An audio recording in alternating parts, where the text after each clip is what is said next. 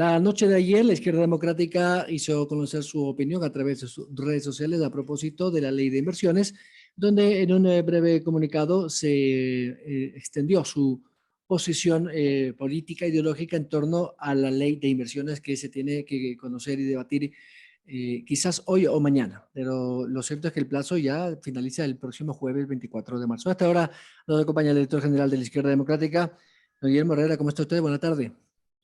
Buenas tardes, gracias por la invitación. Precisamente en estos momentos se está llevando a cabo el segundo debate que analiza este cuerpo legal presentado como económico urgente por el Ejecutivo. Nosotros hemos dado nuestra posición como organización política, nuestros asambleístas han hecho lo propio, están analizando el tema. El partido de manera responsable ha definido cuáles son los elementos de esta ley y cuáles pueden ser los elementos a mejorarse.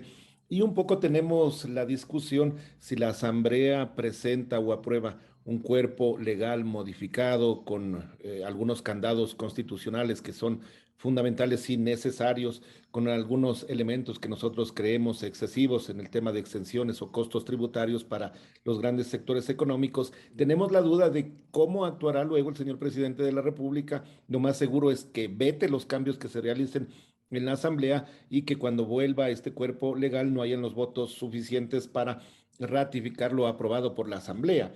Dos elementos fundamentales que nos llevan a una gran reflexión. Primero, las alianzas público-privadas son fundamentales para atraer inversión.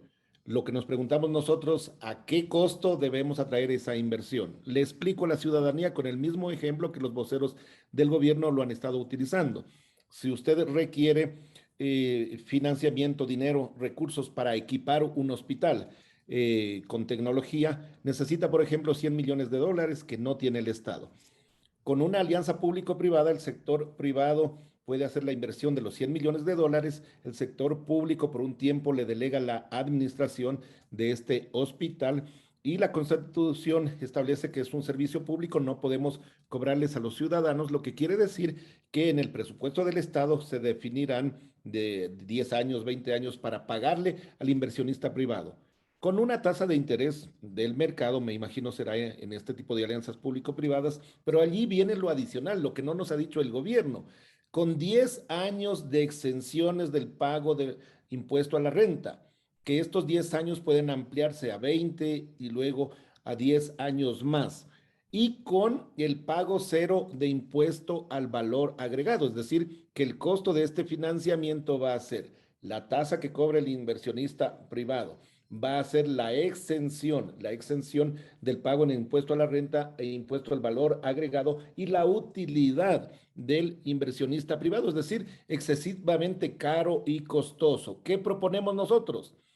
Que hayan exenciones del 50%, por ejemplo, del pago de impuesto a la renta durante los 5 primeros años, que no haya exenciones sobre el impuesto al valor agregado y que el perdón del impuesto a la renta durante los 5 años vaya atado a la generación de empleo en el país. ¿Por qué no trató eso el señor presidente de la República? ¿Por qué no se dio unos 2 o 3 meses para consultar a los sectores involucrados y luego a los sectores políticos y presentar una propuesta real, verdadera y de utilidad para la sociedad ecuatoriana? En cambio, no, lo envía por el Ministerio de la Ley y ya cuando estamos a vísperas de que se cumpla el plazo respectivo, allí se dice que se recogerán las observaciones, que se harán modificaciones. Nosotros tenemos la duda. ¿Por qué nos genera esta duda? Por cómo pasó y fue aprobada la ley tributaria en el año pasado con el acuerdo entre el gobierno y UNES. Entonces, son temas que nos llevan al pensamiento y a la reflexión. ¿Por qué un proyecto que es tan importante para el país? Porque no se lo debatió, se lo analizó previo a enviarlo a la Asamblea. ¿Y por qué este financiamiento sería tan caro para el fisco ecuatoriano? Ahora, el bloque lo escuchaba a su vocero Marlon Cadena decir que van a pedir el archivo del proyecto. Mire, por lo que le estoy mencionando, por las dudas que nosotros tenemos que el presidente pueda respetar los temas que la Asamblea apruebe, los cambios, los mejoramientos, porque tiene su capacidad de veto, ya ha pasado en otros cuerpos legales y nosotros estamos seguros que lo hará. Entonces, el camino más seguro es que, es que esta ley vaya al archivo y luego el presidente que abra un proceso de diálogo, no un diálogo hacia el infinito, 2 meses de diálogo y que luego el presidente vuelva a presentar una ley consensuada, una ley analizada con los diferentes sectores y una ley que beneficie al país. El otro tema fundamental de esta ley, el tema de las zonas francas. No hay un solo artículo que establezca que, por ejemplo, los sectores fronterizos tendrán mayor motivación para que se ubiquen las zonas francas. ¿Cuál será el resultado? Que estas zonas francas se establezcan en Quito, en Claro, Guayaquil, en los puertos. que únicamente sean impulsadas para pagar menos impuestos. Eso es un riesgo que no genera inversión, que lo que genera es evasión tributaria, por llamarle evasión, que la ley permita que no se pague impuestos sería el término adecuado. ¿Qué bien le hace al país eso? Que haya zonas francas para diferentes sectores que no paguen impuestos, que se ubiquen en Quito, en Guayaquil, una que otra en Cuenca y en los puertos, y cómo impulsamos la generación de desarrollo y de inversión en áreas olvidadas de inversión pública como son las zonas fronterizas. Entonces creo que esos elementos básicos son fundamentales que esté incluida en una ley de zonas francas, porque el gobierno no presenta luego de un tiempo, primero la ley de alianzas público-privadas ya consensuada y luego la ley de zonas francas, porque no divide esos dos cuerpos legales de tal manera que hasta el mes de agosto la Asamblea tendría aprobada esos dos cuerpos legales analizados con la sociedad. La forma, la manera en que el gobierno quiere aprobar estos cuerpos legales son los que generan desconfianza y los costos altos de financiamiento para el Estado ecuatoriano también generan la misma desconfianza. Economista, finalmente, entonces ustedes no le ven posibilidades, por ejemplo, bueno, se necesita votos y no tiene 70 votos del gobierno, eso está clarísimo.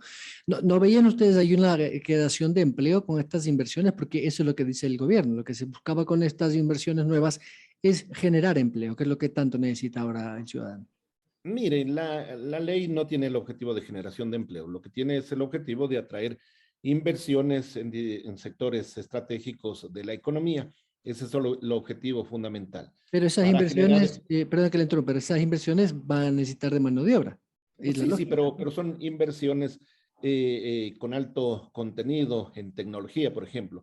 ¿Qué se hace para generar empleo? Apoyar al pequeño y mediano emprendimiento. Por cada dólar de inversión en los pequeños y medianos emprendedores, en la pequeña y mediana empresa, se genera una mayor cantidad de empleo. Es decir, si queremos una ley que genere empleo, debe ir enfocada a esos sectores, exenciones tributarias en la pequeña y mediana empresa, en los emprendimientos, crédito barato. Es decir, sí necesitamos esa ley por parte del Ejecutivo y la estaremos apoyando. Esta ley de atracción de inversiones es para eso, para atraer inversiones, pero no a cualquier costo. Es necesario que haya inversiones, que haya financiamiento, pero a un costo adecuado, con reglas claras de juego, si no, saldría lo mismo que hicieron gobiernos anteriores, créditos atados con China, por ejemplo, que hoy con el precio del petróleo que tenemos se vuelven costosísimos para el país. Estos créditos atados no le han hecho bien al país y esta ley de atracción de inversiones, tal como la plantea